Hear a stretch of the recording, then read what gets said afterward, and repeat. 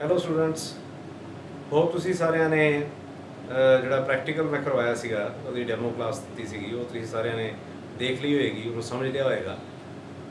ਦੇਖੋ ਪ੍ਰੈਕਟੀਕਲ ਜਿਹੜੇ ਨੇ ਉਹ ਮੈਂ ਵੋਲਿਊਮੈਟ੍ਰਿਕ ਐਨਾਲਿਸਿਸ ਸਟਾਰਟ ਕਰਵਾਏ ਸੀਗੇ, ਜਿਹਦੇ 'ਚ ਤੁਹਾਨੂੰ ਸਿੰਪਲ ਐਕਸਰਸਾਈਜ਼ ਜਿਹੜੀ ਆ ਉਹ ਕਰਵਾਈ ਗਈ ਸੀਗੀ ਕਿ ਜੇ ਇੱਕ ਨੋਨ ਕੰਸਨਟ੍ਰੇਸ਼ਨ ਦਾ ਸੋਲੂਸ਼ਨ ਹੈ ਤੇ ਇੱਕ ਅਨਨੋਨ ਜਿਹਦੀ ਕੰਸਨਟ੍ਰੇਸ਼ਨ ਸਾਨੂੰ ਨਹੀਂ ਪਤਾ, ਮਤਲਬ ਉਹਦੀ ਮੋਲੈਰਿਟੀ ਜਾਂ ਨਾਰਮੈਲਿਟੀ ਨਹੀਂ ਪਤਾ, ਉਹ ਅਸੀਂ ਕਿਸ ਤਰੀਕੇ ਨਾਲ ਫਾਈਂਡ ਆਊਟ ਕਰਨੀ ਹੈ।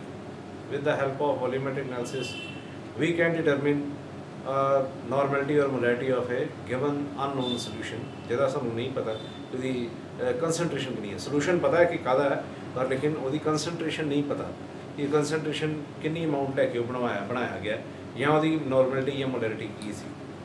ਉਹ ਪ੍ਰੋਸੀਜਰ ਤੁਸੀਂ ਸਾਰਿਆਂ ਨੇ ਦੇਖ ਲਿਆ, ਬਾਰ-ਬਾਰ ਤੁਸੀਂ ਦੇਖੋ, ਉਹਦੇ 'ਚ ਕਲੈਰਿਟੀ ਤੁਹਾਨੂੰ ਹੋ ਜਾਏਗੀ।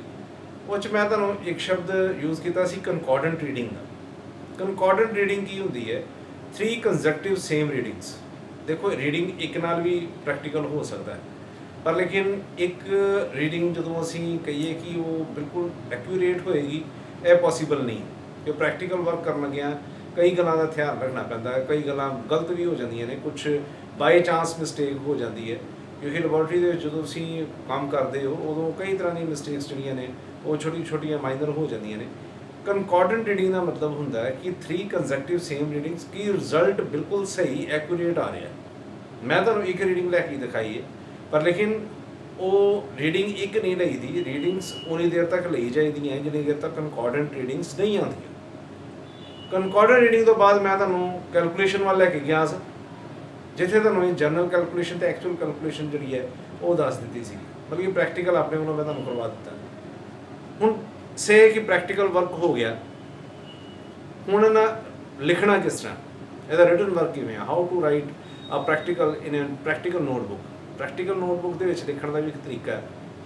ਇਹ ਕਿਸ ਤਰੀਕੇ ਦੇ ਨਾਲ ਅਸੀਂ ਪ੍ਰੈਕਟੀਕਲ ਨੋਟਬੁੱਕ ਦੇ ਵਿੱਚ ਪ੍ਰੈਕਟੀਕਲ ਨੂੰ ਲਿਖਣਾ, ਜਿਹੜੀ ਗਿਵਨ ਐਕਸਰਸਾਈਜ਼ਸ ਹੋਣਗੀਆਂ ਉਹਨਾਂ ਨੂੰ ਕਿਸ ਤਰ੍ਹਾਂ ਲਿਖਣਾ ਤਾਂ ਜੋ ਇੱਕ ਪ੍ਰੈਕਟੀਕਲ ਨੋਟਬੁੱਕ ਪ੍ਰੋਪਰ ਜਿਹੜੀ ਹੈ ਉਹ ਬਣੇ। ਦੇਖੋ ਪ੍ਰੈਕਟੀਕਲ ਨੋਟਬੁੱਕ ਆਮ ਤੌਰ 'ਤੇ ਜਿਹੜੀ ਅਸੀਂ ਕੈਮਿਸਟਰੀ ਵਾਸਤੇ ਯੂਜ਼ ਕਰਦੇ ਹਾਂ, ਉਹਦਾ ਇੱਕ ਪਾਸਾ ਜਿਹੜਾ ਉਹ ਵਾਈਟ ਪੇਜਸ ਦਾ ਹੁੰਦਾ, ਇੱਕ ਪਾਸਾ ਜਿਹੜਾ ਉਹ ਲਾਈਨ ਵਾਲੇ ਪੇਜਸ ਦਾ ਹੁੰਦਾ। ਠੀਕ ਹੈ, ਤੁਸੀਂ ਪ੍ਰੈਕਟੀਕਲ ਨੋਟਬੁੱਕਸ ਜਿਹੜੇ ਸਾਰਿਆਂ ਨੇ 10th ਵਿੱਚ ਵੀ ਯੂਜ਼ ਕੀਤੀਆਂ ਹੋਣਗੀਆਂ, 9th 'ਚ ਵੀ ਯੂਜ਼ ਕੀਤੀਆਂ ਹੋਣਗੀਆਂ, +1 ਵਾਲਿਆਂ ਨੇ 10th 9th ਵਿੱਚ, +2 ਵਾਲਿਆਂ ਨੇ +1 'ਚ ਵੀ ਯੂਜ਼ ਕੀਤੀਆਂ ਨੇ। ਪਤਾ ਹੀ ਹੈ ਉਹਨਾਂ ਨੂੰ ਕਿ ਇੱਕ ਪਾਸਾ ਜਿਹੜਾ ਲਾਈਨਾਂ ਵਾਲਾ, ਇੱਕ ਪਾਸਾ ਜਿਹੜਾ ਉਹ ਵਾਈਟ ਪੇਪਰ ਹੈ। ਹੁਣ ਕਿਹੜੀ ਚੀਜ਼ ਕਿੱਧਰ ਲਿਖਣੀ ਹੈ, ਅੱਜ ਮੈਂ ਤੁਹਾਨੂੰ ਸਿਰਫ ਇਹ ਚੀਜ਼ ਦੱਸਾਂਗਾ, ਅਤੇ ਤੁਸੀਂ ਪਹਿਲੀ ਐਕਸਰਸਾਈਜ਼ ਦੇਖ ਕੇ ਜਿਹੜੀ ਹੈ ਉਹਨੂੰ ਚੈੱਕ ਕਰਵਾਉਣੀ ਹੋਏਗੀ। ਉਹਦੇ 'ਚ ਹੋਰ ਕੀ ਰਿਕੁਆਇਰਮੈਂਟਸ ਨੇ ਉਹ ਮੈਂ ਤੁਹਾਨੂੰ ਜਿਹੜਾ ਉਹ PDF ਸੈਂਡ ਕਰਾਂਗਾ ਤੁਹਾਡੇ ਗਰੁੱਪ ਦੇ ਵਿੱਚ, ਅਸੀਂ ਆਪਣੇ ਗਰੁੱਪ ਵਿੱਚ ਸੈਂਡ ਕਰਾਂਗੇ ਤੁਹਾਨੂੰ ਪਰਟੀਕੁਲਰ ਚੀਜ਼ਾਂ ਜਿਹੜੀਆਂ ਨੇ ਉਹ ਲਿਖਣੀਆਂ। ਹੁਣ ਮੈਂ ਜਨਰਲ ਟੌਪਿਕਸ ਜਿਹੜੇ ਲਾਈਨਾਂ ਵਾਲੇ ਬੰਨੇ ਕੀ ਲਿਖਣੇ ਨੇ ਅਤੇ ਵਾਈਟ ਵਾਲੇ ਪਾਸੇ ਕੀ ਲਿਖਣਾ, ਇਹ ਮੈਂ ਤੁਹਾਨੂੰ ਅੱਜ ਸਿਰਫ ਅੱਜ ਇਹ ਗੱਲ ਦੱਸਾਂਗਾ ਤਾਂ ਜੋ ਪ੍ਰੈਕਟੀਕਲ ਨੋਟਬੁੱਕਸ ਜਿਹੜੀਆਂ ਨੇ ਤੁਸੀਂ ਉਹ ਪ੍ਰੈਕਟੀਕਲ ਕੰਪਲੀਟ ਕਰ ਸਕੋ। ਠੀਕ ਹੈ, ਧਿਆਨ ਨਾਲ ਦੇਖੋ। ਹਾਂ ਵੀ ਦੇਖੋ ਸਟੂਡੈਂਟਸ, ਮੈਂ ਕੋਸ਼ਿਸ਼ ਕੀਤੀ ਇੱਥੇ ਕਿ ਇੱਕ ਪਾਸਾ ਜਿਸ ਤਰ੍ਹਾਂ ਪ੍ਰੈਕਟੀਕਲ ਨੋਟਬੁੱਕ ਦਾ ਵਾਈਟ ਪੇਜ ਹੁੰਦਾ, ਦੂਜੇ ਪਾਸਾ ਲਾਈਨਾਂ ਵਾਲਾ ਹੁੰਦਾ। ਠੀਕ ਹੈ, ਰੂਲਡ ਪੇਜ ਜਿਹਨੂੰ ਅਸੀਂ ਕਹਿੰਦੇ ਹਾਂ, ਲਾਈਨਾਂ ਵਾਲਾ ਪੇਜ। ਅਸੀਂ ਇੱਥੇ ਕਿਹੜੇ ਪਾਸੇ ਕੀ ਲਿਖਣਾ ਅਤੇ ਕੀ ਕਿਸ ਤਰ੍ਹਾਂ ਲਿਖਣਾ, ਉਹ ਤਾਂ ਖੈਰ ਤੁਹਾਨੂੰ ਮੈਂ ਕੀ ਲਿਖਣਾ ਉਹ ਤੁਹਾਨੂੰ ਮੈਂ ਸੈਂਡ ਕਰ ਦੇਵਾਂਗਾ, ਜੋ ਵੀ ਹੈਲਪਿੰਗ ਮਟੀਰੀਅਲ ਹੋਏਗਾ। ਰੀਡਿੰਗ ਤੁਹਾਨੂੰ ਮੈਂ ਦੱਸ ਚੁੱਕਾ, ਪ੍ਰੈਕਟੀਕਲ ਕਰਕੇ ਤੁਸੀਂ ਦੇਖ ਲਿਆ, ਪ੍ਰੈਕਟੀਕਲ ਕਰਕੇ ਮੈਂ ਦੱਸ ਚੁੱਕਾ ਤੁਹਾਨੂੰ। ਇਹਦੇ 'ਚ ਸਭ ਤੋਂ ਪਹਿਲੇ ਤਾਂ ਅਸੀਂ ਇੱਥੇ ਡੇਟ ਪਾਉਂਦੇ ਹਾਂ, ਇੱਧਰਲੇ ਪਾਸੇ ਪੇਜ ਨੰਬਰ,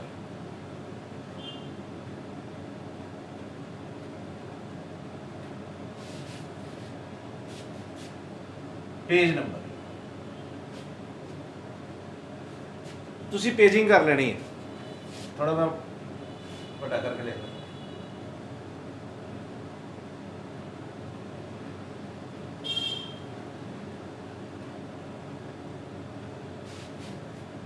ਕਿਉਂਕਿ ਇਹ ਇੰਡੈਕਸ ਬਣਾਉਣ ਦੇ ਕੰਮ ਆ। ਇਹਦੇ 'ਚ experiment number first of all,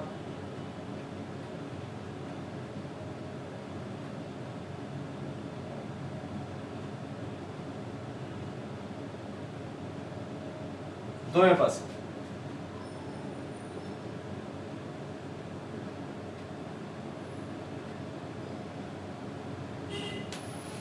ਜਿੰਨਾ ਵੀ ਐਕਸਪੈਰੀਮੈਂਟ ਤੁਸੀਂ ਕਰ ਰਹੇ ਹੋ, ਪਹਿਲਾ ਦੂਸਰਾ ਤੀਸਰਾ ਵਾਟਐਵਰ, ਜਿੰਨਾ ਵੀ ਇੱਥੇ ਵੀ ਡੇਟ ਪਾ ਦੇਣੀ ਪਹਿਲੇ, ਜਿਹੜੀ ਡੇਟ ਨੂੰ ਕੰਮ ਕਰਵਾਇਆ ਗਿਆ। ਲਾਈਨਾਂ ਵਾਲੇ ਬੰਨੇ ਵੀ ਦੂਸਰੇ ਪਾਸੇ ਵੀ ਅਸੀਂ ਫਿਰ ਲਿਖਣਾ ਹੈ ਐਕਸਪੈਰੀਮੈਂਟ ਸਟੇਟਮੈਂਟ, ਐਕਸਪੈਰੀਮੈਂਟ ਦੀ।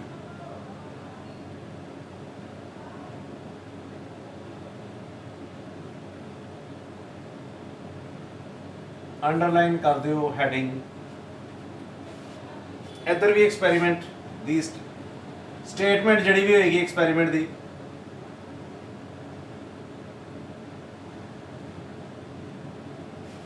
ਇੱਕ ਦੋ ਲਾਈਨਾਂ ਜਿਹੜੀਆਂ ਵੀ ਕੰਜ਼ਿਊਮ ਹੋਣਗੀਆਂ।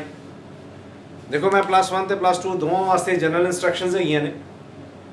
+1 ਦਾ ਸੀਗਾ ਕਿ calculate normality of unknown solution if you are provided with n/10 SCL solution, ਤੇ +2 ਦਾ ਕੰਮ ਸੀਗਾ ਮੋਰ ਸਾਲਟ ਤੇ KMnO4 ਦੀ। +1 ਦੀ ਟਾਈਟ੍ਰੇਸ਼ਨ ਅਸੀਂ ਬੋਲਦੇ ਆ ਐਸਿਡ ਬੇਸ ਟਾਈਟ੍ਰੇਸ਼ਨ, ਤੇ +2 ਦਾ ਜਿਹੜਾ ਐਕਸਪੈਰੀਮੈਂਟ ਸੀਗਾ ਉਹਨੂੰ ਕਿਹਾ ਜਾਂਦਾ ਹੈ ਰਿਡੌਕਸ ਟਾਈਟ੍ਰੇਸ਼ਨ। ਰਿਡੌਕਸ ਟਾਈਟ੍ਰੇਸ਼ਨ ਹੁੰਦੀ ਹੈ ਜਿਹਦੇ 'ਚ ਆਕਸੀਡੇਸ਼ਨ ਤੇ ਰਿਡਕਸ਼ਨ ਸਾਈਮਲਟੇਨੀਅਸਲੀ ਹੋਣ। ਤੁਸੀਂ ਰਿਡੌਕਸ ਰਿਐਕਸ਼ਨ ਲਾਸਟ ਈਅਰ ਲੈਸਨ ਕੀਤਾ ਹੋਇਆ +2 ਵਾਲਿਆਂ ਨੇ, ਹੁਣ ਡਿਫਰੈਂਸ ਪਤਾ ਲੱਗ ਗਿਆ। +1 ਦੀ ਜਿਹੜੀ ਟਾਈਟ੍ਰੇਸ਼ਨਸ ਨੇ ਉਹ ਕਹਿਲਾਉਂਦੀਆਂ ਨੇ ਐਸਿਡ ਬੇਸ ਟਾਈਟ੍ਰੇਸ਼ਨਸ, ਤੇ +2 ਦੀਆਂ ਜਿਹੜੀਆਂ ਟਾਈਟ੍ਰੇਸ਼ਨਸ ਨੇ ਉਹ ਕਹਿਲਾਉਂਦੀਆਂ ਨੇ ਰਿਡੌਕਸ ਟਾਈਟ੍ਰੇਸ਼ਨਸ। ਹੁਣ ਕਿਹੜੀ ਚੀਜ਼ ਕਿੱਧਰ ਲਿਖਣੀ ਹੈ ਉਹ ਤੁਹਾਨੂੰ ਦੱਸਿਆ ਜਾ ਰਿਹਾ। ਧਿਆਨ ਨਾਲ ਦੇਖੋ, ਪਹਿਲੇ ਐਕਸਪੈਰੀਮੈਂਟ ਨੰਬਰ ਲਿਖੋਗੇ ਦੋਵੇਂ ਪਾਸੇ, ਰੂਲਡ ਵਾਲੇ ਪਾਸੇ ਵੀ ਜਿੱਦਾਂ ਲਾਈਨਾਂ ਨੇ, ਲਾਈਨਾਂ ਵਾਲੇ ਪੇਜ ਤੇ ਵੀ, ਤੇ ਐਕਸਪੈਰੀਮੈਂਟ ਨੰਬਰ ਜਿਹੜਾ ਵਾਈਟ ਪੇਪਰ, ਜਿਹੜਾ ਵਾਈਟ ਪੇਜ ਹੋਏਗਾ ਉਹਦੇ ਤੇ ਵੀ ਤੁਸੀਂ ਐਕਸਪੈਰੀਮੈਂਟ ਨੰਬਰ ਲਿਖਣਾ, ਐਕਸਪੈਰੀਮੈਂਟ ਦੀ ਸਟੇਟਮੈਂਟ। ਫਿਰ ਇੱਧਰਲੇ ਪਾਸੇ ਨੈਕਸਟ ਹੈਡਿੰਗ ਹੋਏਗਾ ਅਪਰੇਟਸ।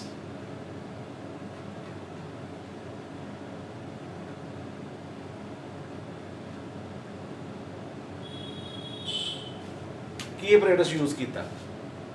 ਅਪਰੇਟਸ ਕੀ ਯੂਜ਼ ਕੀਤਾ ਸੀਗਾ? ਵਿਊਰਟ ਸੀ, ਪੇਪਟ ਸੀ, ਬੀਕਰ ਸੀਗੇ, ਟਾਈਟ੍ਰੇਸ਼ਨ ਫਲਾਸ ਸੀਗੀ, ਟਾਈਟ੍ਰੇਸ਼ਨ ਸਟੈਂਡ ਸੀਗਾ, ਟੈਸਟ ਟਿਊਬ ਸੀਗੀਆਂ, ਵਾਟਐਵਰ ਜੋ ਵੀ ਤੁਸੀਂ ਯੂਜ਼ ਕੀਤਾ, ਅਪਰੇਟਸ ਇੱਥੇ ਲਿਖਿਆ ਜਾਏਗਾ। ਦੈਨ ਇਸ ਸਾਈਡ ਤੇ ਥਿਊਰੀ,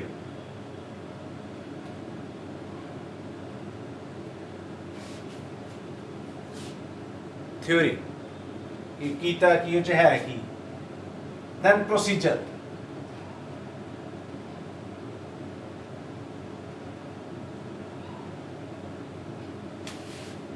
ਪ੍ਰੋਸੀਜਰ ਲਿਖਣਾ ਹੈ ਇੱਥੇ। ਜੇ ਪੇਜ ਅਗਰ ਅੱਗੇ ਜਾ ਰਿਹਾ ਐਕਸਪੈਰੀਮੈਂਟ ਤੁਹਾਡਾ ਰਿਟਨ ਵਰਕ ਜਿਹੜਾ ਅੱਗੇ ਜਾ ਰਿਹਾ, ਤੇ ਪੇਜ ਪਲਟ ਲਓ, ਅੱਗੇ ਲਿਖਣਾ ਸ਼ੁਰੂ ਕਰ ਦਿਓ ਲਾਈਨਾਂ ਵਾਲੇ ਪਾਸੇ। ਪ੍ਰੋਸੀਜਰ ਤੋਂ ਬਾਅਦ ਜਨਰਲ ਕੈਲਕੂਲੇਸ਼ਨਸ।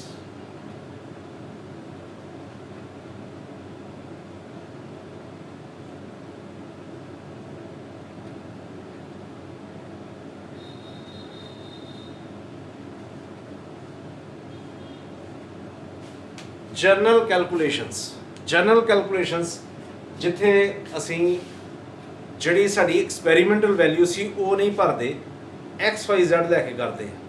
ਜਿਸ ਤਰ੍ਹਾਂ ਮੈਂ ਤੁਹਾਨੂੰ N1 V1 = N2 V2, V2 ਦੀ ਵੈਲਿਊ ਕੱਢੀ ਸੀ ਜਾਂ V1 ਦੀ ਵੈਲਿਊ ਕੱਢੀ ਸੀ, ਜਸਟ ਵੈਲਿਊ ABC ਕਰਕੇ। ਜਰਨਲ, ਐਕਚੁਅਲ ਨਹੀਂ, ਜਰਨਲ ਕੈਲਕੂਲੇਸ਼ਨਸ ਇਸ ਸਾਈਡ, ਇਸ ਪੇਜ ਦੇ ਉੱਤੇ ਇਹੀ ਚੀਜ਼ਾਂ ਆਉਣਗੀਆਂ। ਜੇ ਪ੍ਰੋਸੀਜਰ ਲਿਖਦੇ ਪੇਜ ਖਤਮ ਹੋ ਗਿਆ, ਤੁਸੀਂ ਨੈਕਸਟ ਪੇਜ ਤੇ ਜਨਰਲ ਕੈਲਕੂਲੇਸ਼ਨਸ ਲਿਖੋਗੇ, ਕੋਈ ਇਹੋ ਜਿਹੀ ਗੱਲ ਨਹੀਂ ਹੈ। ਐਸ ਹੁਣ ਵਾਈਟ ਵਾਲਾ ਪਾਸਾ ਦੇਖੋ, ਜਿਹੜਾ ਵਾਈਟ ਪੇਜ ਹੁੰਦਾ ਹੈ, this is meant for your practical work.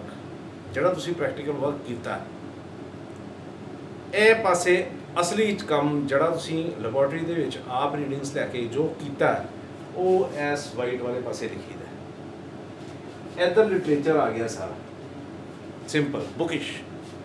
Procedure लिख लिया, general calculation, operators, theory, procedure, ये वो, ਇਹ सब कुछ लिख लिया। पर लेकिन जो प्रैक्टिकली ਤੁਸੀਂ ਕੀਤਾ ਉਹ ਸਾਰਾ ਜਿਹੜਾ ਉਹ ਵਾਈਟ ਸਾਈਡ ਦੇ ਉੱਤੇ ਆਏਗਾ, ਮਤਲਬ ਤੁਹਾਡੀ ਲੈਫਟ ਹੈਂਡ ਸਾਈਡ ਦੇ ਉੱਤੇ ਆਏਗਾ, ਰਾਈਟ ਹੈਂਡ ਸਾਈਡ ਤੇ ਤੁਸੀਂ ਇਹ ਸਭ ਕੁਝ ਲਿਖ ਲਿਆ। ਹੁਣ ਇਸ ਸਾਈਡ ਤੇ ਕੀ ਲਿਖਣਾ? ਐਕਸਪੈਰੀਮੈਂਟ ਲਿਖ ਲਿਆ। Then requirements if any,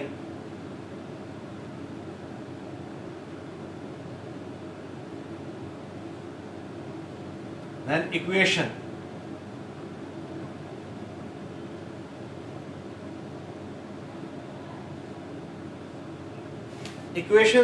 reaction होया कि एसिड बेस टाइट्रेशन की है तो एसिड तुसी यूज़ कर रहे हो HCl बेस या अल्कली तुसी यूज़ करते पे हो सोडियम हाइड्रोक्साइड दोवां दे रिएक्शन होया कि +2 वाले जे KMnO4 यूज़ करते पे है वर्सेस मोर साल्ट यूज़ करते पे रिडॉक्स टाइट्रेशन दे विच उन्हां दोवां दा रिएक्शन होया कि जिहड़ा एक्सटर्नली असीं H2SO4 पाया सी उहदा की फन सी ਇਹ ਇਕੁਏਸ਼ਨ ਨੇ ਦੱਸਣਾ ਸਾਨੂੰ ਰਿਐਕਸ਼ਨ ਹੋ ਗਿਆ ਇਕੁਏਸ਼ਨ ਲਿਖਣ ਤੋਂ ਬਾਅਦ ਦੈਨ ਇੰਡੀਕੇਟਰ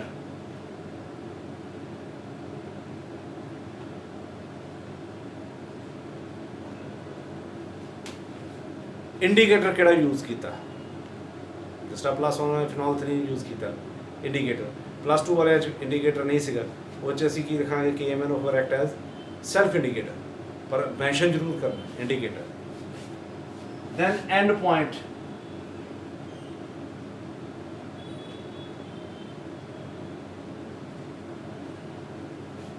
एंड पॉइंट जो भी है +1 वाले वास्ते एंड पॉइंट की सी colourless pink to colourless phenol 3 indicator पाया सीगा पिंक कलर का सोल्यूशन हो गया सीगा टाइट्रेशन स्टार्ट की सीगी HCl रन किया सीगा ते सोल्यूशन जिहड़ा वो फिर कलरलैस हो गया सीगा ਇਹਦੇ ਉਲਟ ਬਿਲਕੁਲ +2 ਵਾਲੇ ਦਾ ਸੀਗਾ ਉਹ ਕਲਰਲੈਸ ਸੀਗਾ ਪਰ ਜਿਉਂ ਹੀ ਅਸੀਂ KMnO4 ਐਡ ਕਰਨਾ ਸ਼ੁਰੂ ਕਰ ਦਿੰਦੇ ਹਾਂ end point just appearance of pink colour that was end point concordant ਜਿਹੜੀ ਉਹ ਇਨੀਸ਼ੀਅਲ ਤੇ ਫਾਈਨਲ ਆ ਗਈ ਸੀ ਐਂਡ ਪੁਆਇੰਟ ਲਿਖਣ ਤੋਂ ਬਾਅਦ ਆਬਜ਼ਰਵੇਸ਼ਨ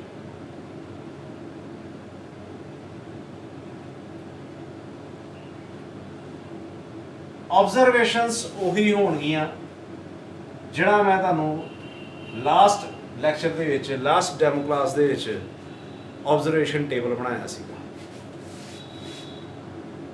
ਇਹ ਸਾਰਾ ਕੰਮ ਜਿਹੜਾ ਹੈ ਉਹ ਤੁਹਾਡੇ ਲੈਫਟ ਹੈਂਡ ਸਾਈਡ ਤੇ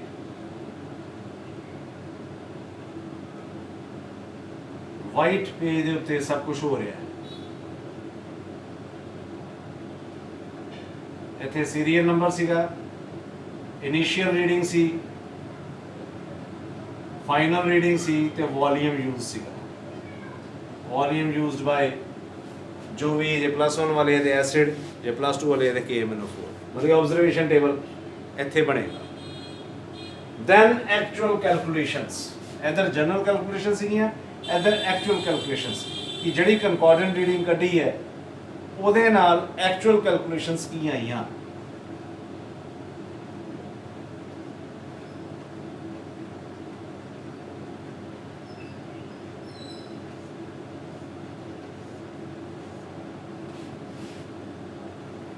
then जो भी रिजल्ट होएगा ਤੁਹਾਡਾ ਆਨਸਰ ਜੇ ਪੇਜ ਇੱਥੇ ਆਬਜ਼ਰਵੇਸ਼ਨ ਟੇਬਲ ਤੱਕ ਬਣਿਆ ਪੇਜ ਅੱਗੇ ਜਾਂਦਾ ਤੇ ਅੱਗੇ ਲਾ ਜਾਓ ਅਗਲੇ ਪੇਜ ਦੇ ਉੱਤੇ ਤੁਸੀਂ ਇਹ ਕਰੋ ਠੀਕ ਹੈ ਇਹ ਸਾਰੇ ਪੁਆਇੰਟਸ ਜਿਹੜੇ ਨੇ ਤੁਸੀਂ ਨੋਟ ਕਰਕੇ ਰੱਖੋ ਜਾਂ ਤਾਂ ਸਕਰੀਨਸ਼ਾਟ ਲਓ ਇਹਨਾਂ ਨੂੰ ਲਿਖ ਲਓ ਕਿਧਰੇ ਤੇ ਪਹਿਲਾ ਪ੍ਰੈਕਟੀਕਲ ਜਿਹੜਾ ਹੈ ਉਹਦੇ 'ਚ ਕਿਸ ਤਰ੍ਹਾਂ ਕੀ ਲਿਖਣਾ ਹੈ ਉਹ ਮੈਂ ਤੁਹਾਨੂੰ ਐਜ਼ ਸੱਚ ਜਿਹੜਾ ਉਹ ਗਰੁੱਪ ਵਿੱਚ ਸੈਂਡ ਕਰਾਂਗਾ ਰੀਡਿੰਗਸ ਤੁਹਾਨੂੰ ਮੈਂ ਦੱਸ ਚੁੱਕਾ ਪ੍ਰੈਕਟੀਕਲ ਦੀ ਰੀਡਿੰਗ ਤੁਸੀਂ ਲੈ ਚੁੱਕੇ ਹੋ ਉਹਦੇ ਅਕੋਰਡਿੰਗਲੀ ਅਸੀਂ ਰਿਜ਼ਲਟ ਕੱਢਣਾ ਤੇ ਪਹਿਲਾ ਪ੍ਰੈਕਟੀਕਲ ਜਿਹੜਾ ਹੈ ਉਹ ਤੁਸੀਂ ਮੈਨੂੰ ਰਫ ਲਿਖ ਕੇ ਚੈੱਕ ਕਰਵਾਉਣਾ ਪ੍ਰੈਕਟੀਕਲ ਦੀ ਨੋਟਬੁੱਕ ਤੇ ਹਲੇ ਨਹੀਂ ਸਟਾਰਟ ਕਰਨੀ ਪਹਿਲੇ ਕਿਉਂਕਿ ਪਹਿਲੀ ਵਾਰੀ ਲਿਖੋਗੇ ਗਲਤੀਆਂ ਵੀ ਹੋਣਗੀਆਂ ਠੀਕ ਹੈ ਇਹ ਮੈਨੂੰ ਲਿਖ ਕੇ ਤੁਸੀਂ ਜਿਹੜਾ ਚੈੱਕ ਕਰਾਓ ਉਸੇ ਜੋ ਵੀ ਲਿਖੋਗੇ ਉਹਨੂੰ ਕਲਿੱਕ ਕਰਕੇ ਤੁਸੀਂ ਮੈਨੂੰ ਤੁਸੀਂ ਸੈਂਡ ਕਰੋ ਮੈਂ ਦੇਖਾਂਗਾ ਕਿ ਤੁਸੀਂ ਠੀਕ ਲਿਖ ਰਹੇ ਹੋ ਜੇ ਕੋਈ ਮਿਸਟੇਕ ਹੋਏਗੀ ਤੇ ਉੱਥੇ ਤੁਹਾਨੂੰ ਦੱਸਿਆ ਜਾਏਗਾ ਤਾਂ ਜੋ ਪ੍ਰੈਕਟੀਕਲ ਨੋਟਬੁੱਕ ਤੇ ਤੁਸੀਂ ਬਿਲਕੁਲ ਐਕਿਊਰੇਟ ਜਿਹੜਾ ਉਹ ਲਿਖ ਸਕੋ ਠੀਕ ਹੈ ਫਿਰ ਤੋਂ ਸੁਣ ਲਓ ਸਭ ਤੋਂ ਪਹਿਲੇ ਡੇਟ ਲਿਖਣੀ ਹੈ ਇਧਰਲੇ ਪਾਸੇ ਪੇਜ ਨੰਬਰ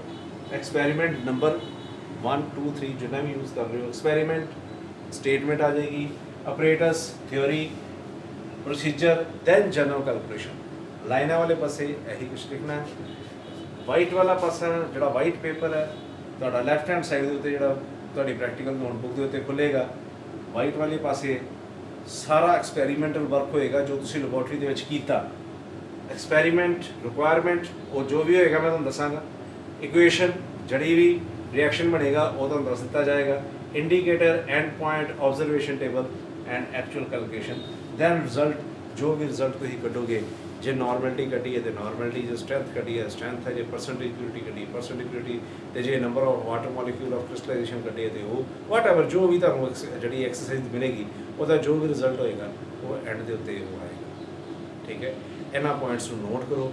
ਅੱਜ ਦਾ ਕੰਮ ਇੰਨਾ ਹੀ ਹੈ। ਅੱਜ ਅਸੀਂ ਪ੍ਰੈਕਟੀਕਲ ਦਾ ਕੰਮ ਕਾਫੀ ਕੁਝ ਤੁਹਾਨੂੰ ਦੱਸ ਦਿੱਤਾ। ਹੁਣ ਫਿਜ਼ੀਕਲੀ ਤੇ ਨਹੀਂ ਤੁਸੀਂ ਕਰ ਪਾਓਗੇ, ਪਰ ਐਸੇ ਤਰ੍ਹਾਂ ਹੀ ਕਿਉਂਕਿ ਕੁਝ ਥੋੜ੍ਹਾ ਜਿਹਾ ਤੁਹਾਨੂੰ ਪ੍ਰੈਕਟੀਕਲ ਬਾਰੇ ਪਤਾ ਲੱਗੇਗਾ ਕਿ ਪ੍ਰੈਕਟੀਕਲ ਹੈ ਕੀ ਹੈ, ਉਹਨੂੰ ਲਿਖਣਾ ਕਿਸ ਤਰ੍ਹਾਂ, ਇੱਕ ਇਹ ਚੀਜ਼ ਜਿਹੜੀ ਹੈ ਬੜੀ ਇੰਪੋਰਟੈਂਟ ਹੁੰਦੀ ਹੈ। ਠੀਕ ਹੈ, ਇਸ ਚੀਜ਼ ਨੂੰ ਅੱਛੀ ਤਰ੍ਹਾਂ ਨੋਟ ਕਰ ਲਓ। ਤੇ ਮੈਂ ਜੋ ਵੀ ਰਿਟਨ ਵਰਕ ਜੋ ਵੀ ਮੈਟਰ ਤੁਹਾਨੂੰ ਭੇਜਾਂਗਾ ਉਹ ਅੱਛੀ ਤਰ੍ਹਾਂ ਲਿਖਣਾ, ਰਫ ਹੀ ਲਿਖਣਾ। ਵਾਈਟ ਵਾਲਾ ਇੱਕ ਵਾਈਟ ਪੇਜ ਲੈ ਲਿਓ, ਇੱਕ ਲਾਈਨਾਂ ਵਾਲਾ ਪੇਜ ਲੈ ਲਿਓ। ਜੋ ਵੀ ਤੁਹਾਨੂੰ ਰਿਟਨ ਮੈਟਰ ਆਏਗਾ ਉਹਨੂੰ ਲਿਖ ਕੇ ਤੁਸੀਂ ਆਨਸਰ ਕੱਢ ਕੇ ਤੁਸੀਂ ਮੈਨੂੰ ਫੋਟੋ ਕਲਿੱਕ ਕਰਕੇ ਭੇਜੋ। ਮੈਂ ਉਹ ਚੈੱਕ ਕਰਾਂਗਾ ਕਿ ਤੁਸੀਂ ਕੋਈ ਗਲਤੀ ਤਾਂ ਨਹੀਂ ਕਰ ਰਹੇ। ਜੇ ਕੋਈ ਮਿਸਟੇਕ ਹੋਏਗੀ ਤਾਂ ਉਹਨੂੰ ਦੂਰ ਕੀਤਾ ਜਾਏਗਾ। Thank you very much.